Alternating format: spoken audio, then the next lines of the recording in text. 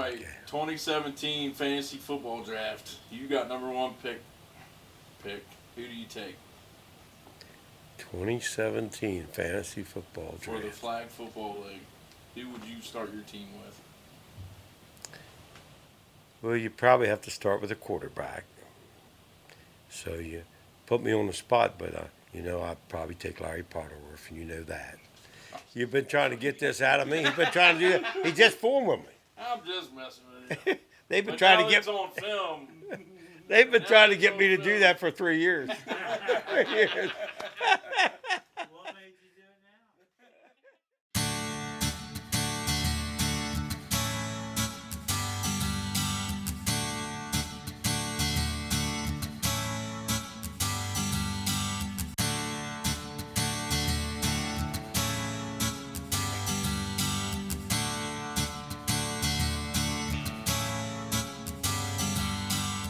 There's not a whole lot of dirt on GE, but I think the one that a lot of guys will remember is we were at the national tournament up in New Jersey one year, and he was playing for his team, and I was up there with Mike Huffman's team, and we were waiting to play, and GE, they were getting pounded, and this guy just kept drilling him. And we're watching, and all of a sudden he just throws the ball and drills this guy right between the eyes, busted his nose wide open, blood everywhere, and he got thrown out of the game. And he said he had it coming. I've never seen anything like that. G. Ingram, quarterback, crazy horse, wayside in. GE never seemed to be the built person for flag. G came to me to play ball, and I looked at him, and he was like 6'2", 120. And I'm thinking, where am I going to play him that he don't get broke up? Then one Saturday, our quarterback didn't show up for whatever reason, and G stepped in. He knew all the plays, knew how to call the routes, and from that day on, he didn't play any other position but quarterback. GE was strong in mind. He knew the game. He knew how to get people into position to make catches. He knew how to scramble when he needed to. He was a good quarterback. We was in a championship game against Hannigan's, so we had called a play where we had Richmond running the post over the middle, and they had no safety back there, and he creeped up, so I knew he was blitzing. So I remember taking a snap and dropping back and throwing the post to Craig over the middle, not seeing any of it because he laid me out. The only way I knew we scored was when Ron laying on the ground, and I looked over and saw our sideline, jumping up and down, running onto the field. I knew that he had caught it, and he went in for a touchdown. And so that's one of my better memories of flag football. When it was pretty evident that the team that he was going to play on was going to fold, he stepped up. Went out and got a sponsor, and took over the team. He didn't want to see the team fold, and he didn't want to see the league get any weaker. And he didn't have to do that. I think it was pretty admirable of him to put the team and the league first instead of just his playing time.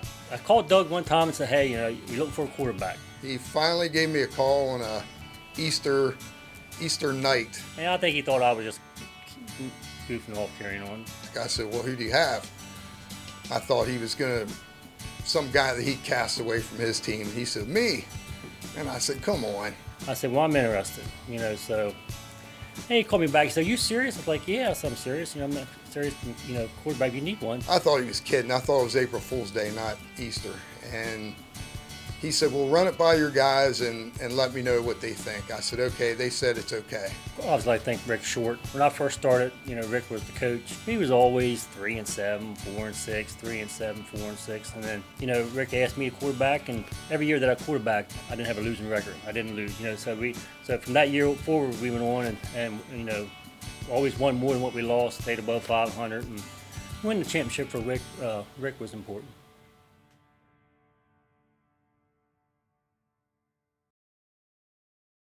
You put Larry and Phil Petrie up there, Larry Potteroff and Phil Petrie up there, and G.E. Ingram's right there with him.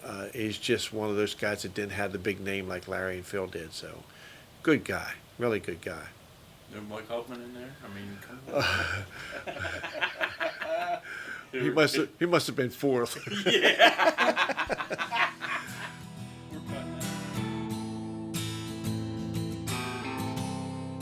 Played softball and football with Dougie. 1 year of football, a lot of years softball. A character. He always looking to have a lot of fun, having a good time, yet serious about the game. Doug Keller, linebacker, place kicker. Grove Jewelers, South End Tavern, Crazy Horse. Well, Doug was a quiet but very tough football player. He did a lot of things. He had a little touch of old school in him when he kicked the extra points and stuff, because he brought out a shoe that no one today would understand exactly what it is. And it was on one of them old square-toed shoes, and he was pretty deadly with that. I thought Doug was best kicker in the league. Wasn't hesitation when we scored. We was always kicking. I guess the greatest memories are the championships that we won and lost. I think we ended up being 5-5. In the state tournaments, one year we played the Packers out of Columbia, and they were ranked in the top 5 in the country, #1 in the state. And we played against them in the first round and beat them 14-7.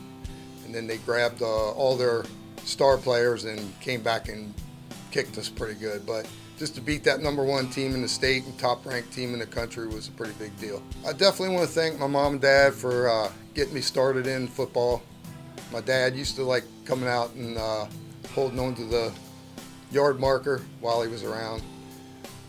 All the coaches that helped me out during when I was growing up. Coach Hall from South High was a big influence in my football career. Timmy Fluke got me started. I really want to thank him. He got me into playing, and then he gave me the reins to run the team. And there's a lot of guys that were involved along the way, helping out, unsung guys, coaching, making the phone calls. That's probably the most thankful I am for those guys.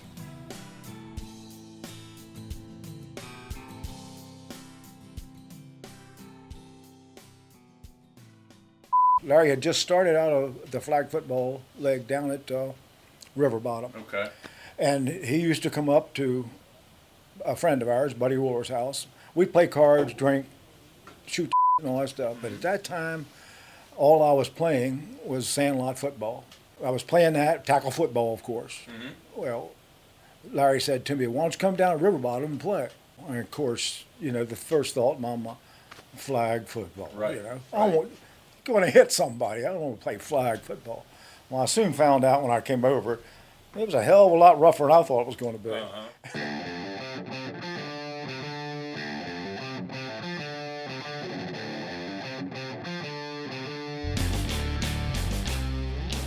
Jeff Ryan was a real good tight end. He was in the Midtown era.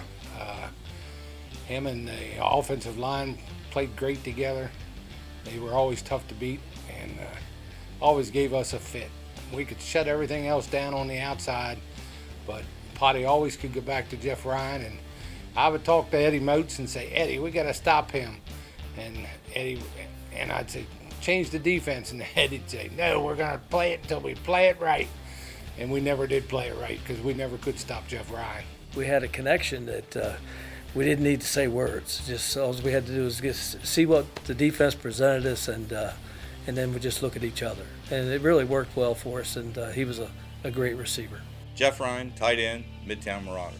Jeff Ryan was someone that you never knew he was there, but he was always catching Larry's screen passes and making big yardage out of them, following guys like Joe White, Ronnie Carter, who was again undersized, and McNamee, who was probably the most legitimate size offensive lineman that Larry had for quite a few years. But Jeff was sneaky. He'd catch and he'd follow the biggest and the most quickest guy he could to get the most yardage he could. He made Larry Potteroff what he is today. Jeff Ryan, in my estimation at any rate, was the best tight end that the league saw, but he certainly was the best tight end I ever saw too. Tremendous found blockers. That was one of his gifts. He could catch the ball. He had great hands. catch the ball and follow the blocks. And of course, offensive linemen, they like that pretty much too, because Jeff could sneak behind him and then sneak out and get a couple more yards. We got down inside the 10. Tight end delay was a go-to play down there. They just all the back and the end would slant, and then I'd delay for like 2 or 3 seconds and just go out in the flat and be wide open most of the time. I don't know why I never ever picked up on that too much, but it worked. So they made me a lot better player than what I was, because I wasn't very fast. Best pair of hands for a tight end I've seen in a long, long time. Always seemed to get open. Don't know how. Wasn't the fastest guy all the time, but was a smart football player. I'd just like to thank Pickle Socks for being the sponsor. He was a great sponsor. We had some really good times after the games. Larry for giving me the opportunity to play with those guys. I mean, a great bunch of guys. All the guys were great. I played with over the years. Of course, got to thank my wife, because one for her, she, we had kids and all that stuff, and she let me play. So a lot of times I'm home bumps and bruises and all that, and so she put up with a lot for quite a few years.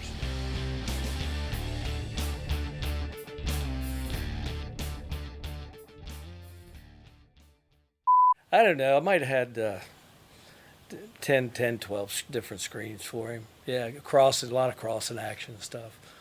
Yeah, he was really, really very smart football player, so it was real easy to work with him. Now, is it true these screenplays drawn up are like buried treasure? Like you're not letting them out for anybody? No, I'll give them to you. That's what I was waiting to see. Not your brother, though. Right, thank you. I appreciate that.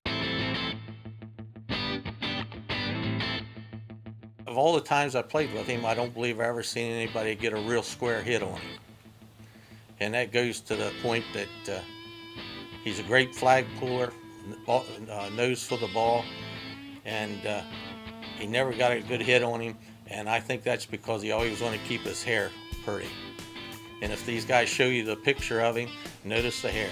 The one year we went to the Patterson Park and played a team from Baltimore, and there was a guy by the name of Louis Carter on the opposite team, and he had played for Shepherd, and then he had gone on to the New Orleans Saints, played in the pros, and he came out and did all these moves on Phil's spikes, and Phil didn't move. He just pulled his flag, and he looked at him and he said, "Hey pal, you're on the same field I am now." Phil Spikes, linebacker, Miller High Life. Phil Spikes is a guy that played a lot of sandlot tackle football. And when I was involved earlier in the league and helping with the league and doing what I could do, I went to Phil and said, "Phil, this is a great league. You ought to get involved." He said, "I don't know why." And finally, someone reached out and got him, and in he came, and he found out that this flag league was as tough as anything he ever done. The night that Mike Cunningham and Bob Powell came to my house personally to ask me to play, and when they asked me to do that and tell me that Petrie was coming, and I just felt really good that a team that was going to be as many good players as they would tell me about, they wanted me to play linebacker. I like that. I can always remember one time that we actually beat Larry Potterworth, who didn't lose too many championships. And Phil Spikes had one of the greatest games of his life. And for our team, with the Miller team, a lot of our own players was getting on the field because they were catching the ball underneath of him. But Phil came up and pulled the flags repeatedly, down after down after down. And it was kind of something Phil and I had talked about before the game. And Phil executed it as good as you could do it. And I thought it was as good a performance as Phil probably ever had. And he had plenty of good ones, but that was probably his best one to me. Phil was a good athlete in everything he did. And he was a good softball player, good basketball player, and a very good football player. And I had to compete against him when we played Miller Beer, but it was always a pleasure, and he was always a gentleman to play against, and always admired and very much respected him. There would be a whole lot of people you'd want to think through the years, but there is one, and that's going to be Wayne Henson, because we had quit or I had retired the year before. Wayne took over as manager of Miller High Life. Petrie wasn't there anymore. A whole bunch of us went. And Wayne, I had forgotten he had done it, but he asked me if he could put me on the roster. And I said, yeah, go right ahead. And the week of coming up for the championship game, Wayne calls me and asked me if I would come out and play linebacker. And I hadn't played linebacker since Wayne took it from me 10 or so years ago or more. And I just felt so good that he would even think for me to come out and try to play a game that I hadn't played all year. And as it would have it, things turned out really good. We won. I didn't mess up too much. But just him calling me to do something that I think he could have done himself, letting me do that just made me, well, feel great inside. The camaraderie between him and the older guys that had been with the team for a while was just unbelievable, and there'll be memories I always cherish, and I hope Phil does. And I've always looked up to him, and well, that's about all I got to say about him. I start to tear up, actually. So I would like to thank my wife, Linda, for letting me do the things I did for all those years, putting out everything I could for ball teams, but never for 25 or more years did I ever put out all I could for a family. Wouldn't have been for you, it wouldn't have been a family at all. You could have took off any time. And I do just want you to know, because of that, I love you.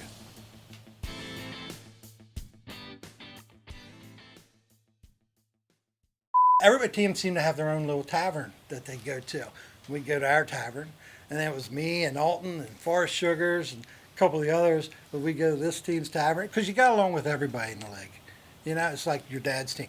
We were friends with all those guys, competitors on the field, but we were friends. You know, you might get nasty during the game a little bit, but in the parking lot, you were drinking beer together. And it was a lot of fun.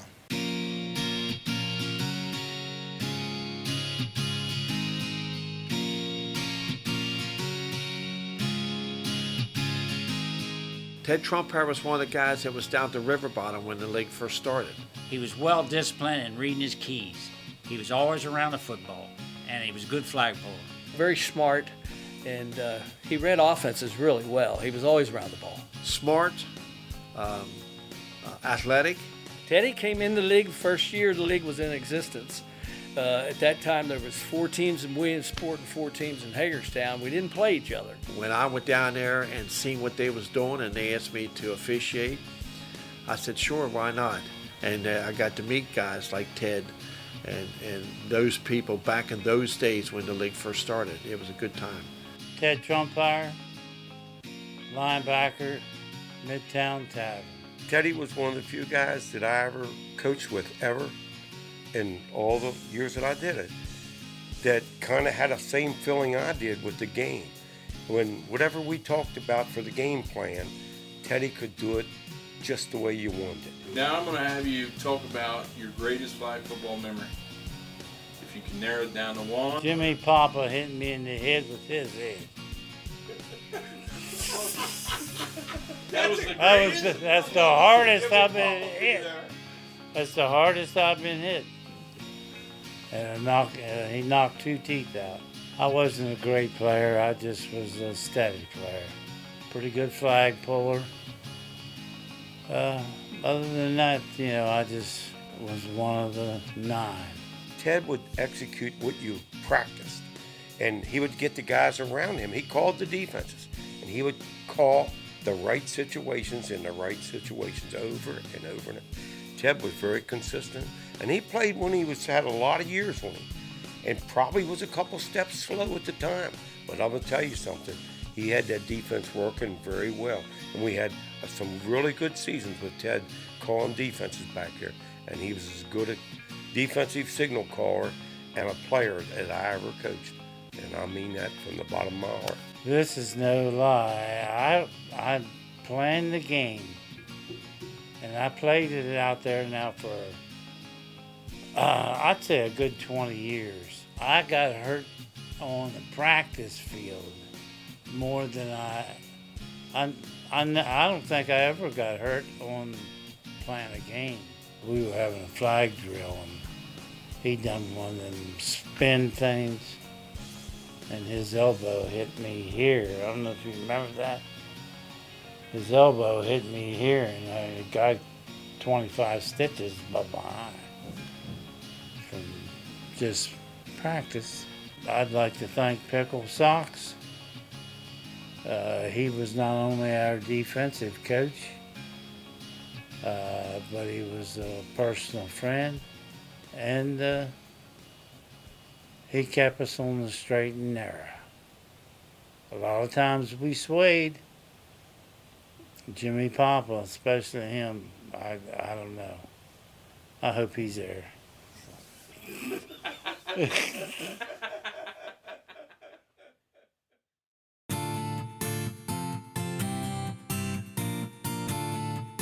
Ricky Suter, one of the Rougeau brothers. You take him and his brother, Andy, and them two, if a scuffle broke out, I don't know how them two, the smallest ones on the field, was always be in the middle of it. Ricky Suter was a little pain in the ass. He seemed like he could read my mind where I was going to throw the ball, and he always was right there. He's always there on the play. He knew his job well. You could use Ricky in many ways and allowed you to defensively to do stunts a lot more and do a lot more things with your defense when you have a guy like that you know can cover the deep guy or the short guy. Rick Suter, defensive back, Midtown Marauders. Greatest flag football memory was probably playing in the Nationals a couple times, and I believe we lost in the semifinals one year, a game which we probably should have won. So that might be the best. Second best might have been picking off Bernie Klutz 5 times in one game. The thing I remember most about Ricky is he had great speed. Great speed. You know, I'm sure a lot of those receivers and quarterback probably thought they had a pass caught or whatever, and the next thing you know, there's Ricky with the ball going the other way. Great recovery speed. Great recovery. If he got burned a little bit, he could recover quick. He was just a hard-nosed player. He just was smart. Him and Andy played well together. I don't think Andy played as long as Ricky did, but he understood the game. He understood what he had to do. And in a passing game, he's a big part of the success of their defense. Mainly the league officials that ran the league, the umpires, referees, and Larry Potter, who made playing for the Marauders a lot of fun. My wife for allowing me to, every Saturday, you know, when you played flag football back in those days, yeah, you told her you were only going to play one game. You end up staying for all the games. Be drinking beer in the parking lot with a couple of guys from the other teams. And next thing you know is 8 or 9 o'clock when you got home at night. So probably my wife and family. They understood and allowed me to play.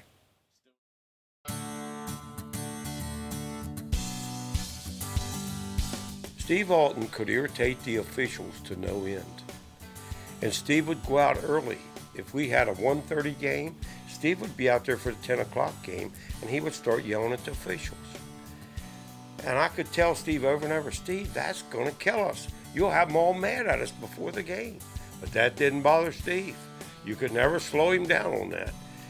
But when it come time to play the game, Steve was ready to play. He did a great job, especially in the States and the Nationals. He really came alive.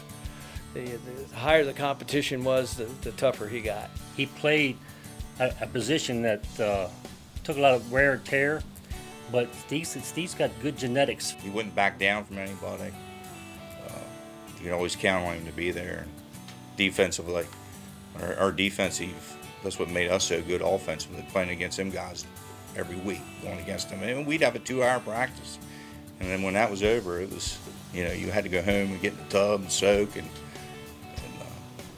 we went against each other pretty hard. And the one thing he did really well was play the run. And he would come up and take blockers on and play off and pull flags. And he just loved to play. And he played for so many years, probably the oldest guy to probably ever play the game ever. I think he tried to play with an artificial hip. And I'll let it go at that, Steve. In the early days, I remember he played cornerback. And he could come up and play bump and run with anybody. He was quick. Stevie was quick when he was younger. And of course, then when he got a little older and slower, he got put into the linebacking core there, and he did a real good job there. So that was Stevie, though. He could tell you every defensive statistic that we ever had. Steve Alton always kept that stuff in his head, and nobody. Well, how many shots we have? Oh, 16. Well, what? He remember anything. He taught me a lot about defense, especially at the flag level. I knew a lot of regular tackle defenses, but flag's a little different, and he really taught me the weak side stuff and rotating, and he was a real winner. He's a lot of fun off the field, but in between lines, man, you weren't going to find anybody more intense. What's not to say about Steve Alton? Anybody that can stay out to 3, 4, 5 in the morning, get up and play football at 9 o'clock in the morning, it's amazing. Always came to play, was ready to play every game, hungover or not. Steve Alton told me one time that he would never ever put me in a position to throw him out of a game. So we have a scuffle, which very seldom ever happened in the flag league back then. And Steve come off the sideline. I said, if I do anything today, I got him. And I throwed him out of the game because he come off the sideline. And I said, you can't say it to me anymore. When I got to him, he would spin. And I always hit it in the middle of the back. And Lummy was always throw the flag. And I said, man, you didn't see the whole thing, man. And I couldn't stop, you know. But he was a good player and a hard nose. Whenever we'd play them in a championship game, and it would be me, Wade Henson, Steve Klein, oh God, and a couple others would do the same thing. We'd go drink wherever we go and drink for a few hours. And especially if we lost, we'd get ourselves up and go to where they were, which would have been up at first team they played for. Oh, damn, they was around for a long time. Dolphin Tavern? Yes. Well, we go up there, and Steve was a terrible loser, but he wasn't a much better winner. And we go in there, and he would just be, you could see him stalking back. How in the world can he come in here? He'd just get all pissed off because we was there. How can you do that when you lose and all that? And the only reason we went up there is because we knew we were going to make him mad. You can ask Wayne, it's the truth. But I don't know if, I'll tell it. That's about the length of it. But